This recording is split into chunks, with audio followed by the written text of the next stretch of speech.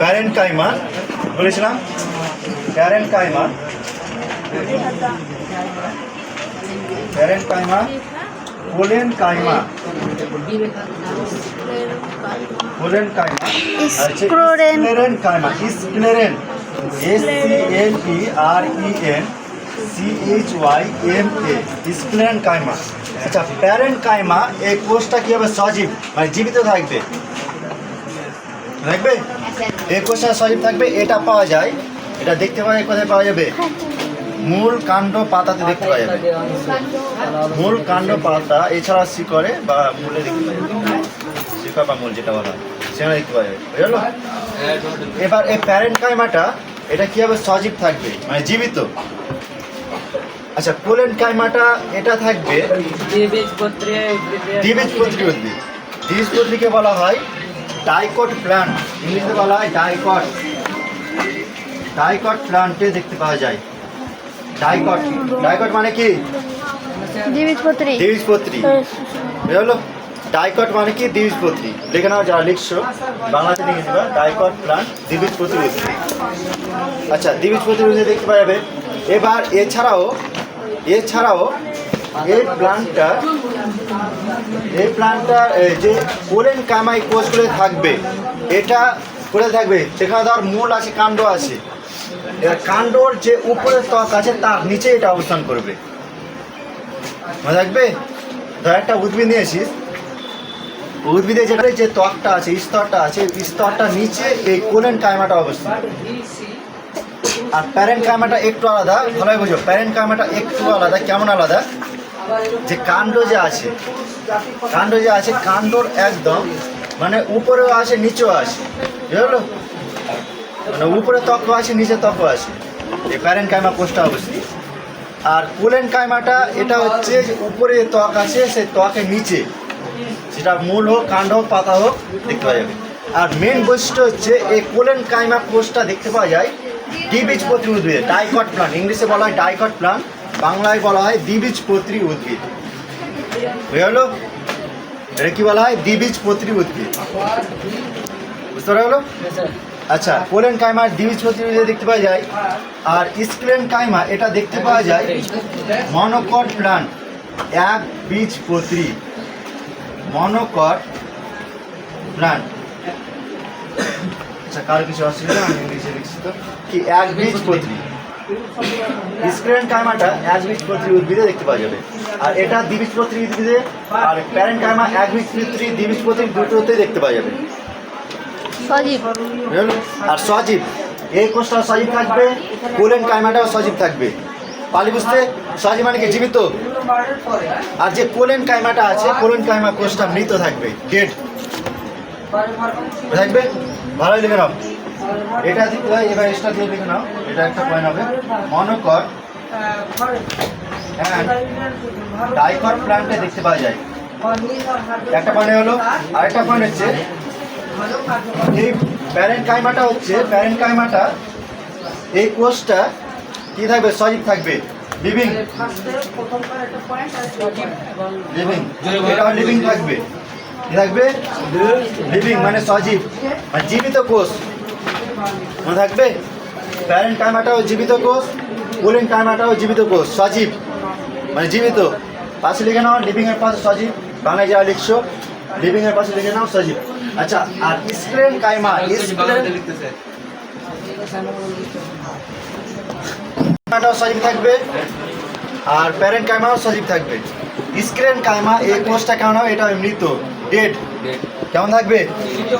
Dead. Dead মানে কি? মৃত। মৃত, পালি বুঝতে? ডেড মানে মৃত। আচ্ছা, আর বুঝ, এবার এক্সাম্পল হিসেবে কোথায় কোথায় অবস্থান হিসেবে কোথায় দেখতে পাওয়া যায়? এটা মনোকট ডাইকটে দেখতে পাওয়া যায়, এটাও ডাইকট প্ল্যান্টে দেখতে পাওয়া যায়, আর এটা কিছু মনোকট প্ল্যান্টের শূন্যতা দেখতে পাওয়া যায়। পালি বুঝতে? আচ্ছা, এবার অবস্থান কোথায় দেখতে পাওয়া যায়? প্যারেন্ট কাইমা কোষটা দেখতে পাওয়া যায় একটা উদ্ভিদের কাণ্ড, মূল, পাতা, এগুলো দেখতে পাওয়া যাবে, কাণ্ড, মূল, পাতা। আর পোলেন কাইমাটা কাণ্ড হোক বা পাতা হোক বা মূল হোক, উপরের যে পাতাটা আছে, সরি, উপরে যে স্তরটা আছে, উপরে ত্বকটা আছে, স্কিনটা আছে, সেই স্কিনের নিচেই এই কোলেন কাইমা কোষটা অবস্থান করে থাকে। বুঝেছো বুঝতে? আর স্ক্লেন কাইমা কোষটা এটা দেখতে পাওয়া যায়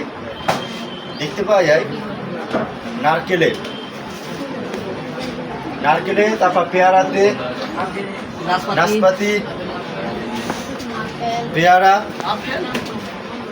আপেলও পাওয়া যায় খুব কম পরিমাণে, বেশি থাকলেও, যেটা বালির মতো বালির মতন খেতে লাগবে। হ্যাঁ, ওটাতে পাওয়া যাবে। তারপর যে সাপাত ফুল বলে না, হ্যাঁ স্যার ওটাই নাম। ওই ফলটাতে আতাতে পাওয়া যাবে। মানে বলছে স্ক্লেন কাইমা, কোলেন কাইমা, প্যারেন কাইমা, পার্থক্য বলতে পারবি? এক ধাপ থেকে বলে দিলাম। আচ্ছা,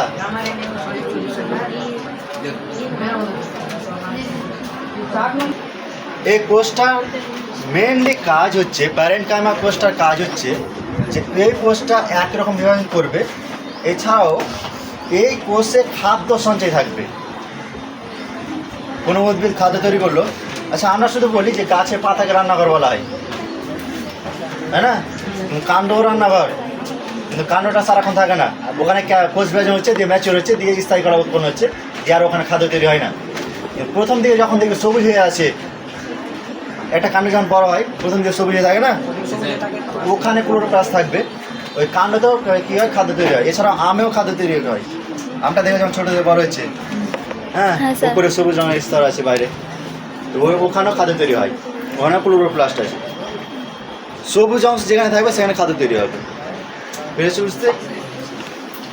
আচ্ছা, এই যে প্যারেন্ট কাইমা কোষটা আছে, এই কোষটার মেন বৈশিষ্ট্য হচ্ছে খাদ্য সঞ্চয় রাখা, আর কোষ বিভাজন করবে একই রকম, ভাজক করার মতো, মনে থাকবে?